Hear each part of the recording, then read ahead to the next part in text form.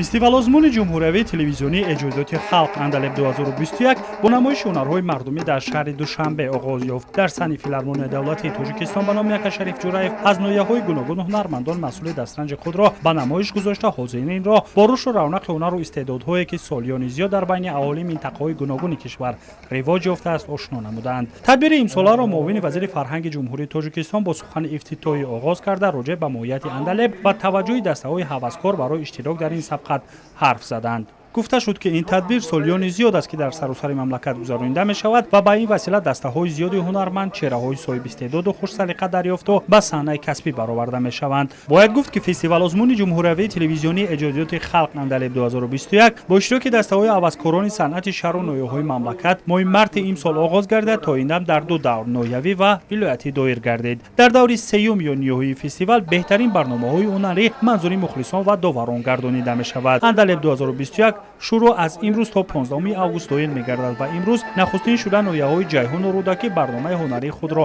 манзур карданд. дар рӯзҳои баъдӣ бошад ҳунармандони дастаҳои ҳаваскори ноҳияҳои шомансури пойтахт ва муъминобод, ноҳияҳои хуросон ва варзоб, ноҳияи абдураҳмони ҷомӣ ва шаҳри ваҳдат, ноҳияҳои шамсиддини шоҳин ва файзобод, ёвон ва ҷаббор расулов ва дигар шаҳру ноҳияҳои мамлакат ҳунарнамоӣ мекунанд.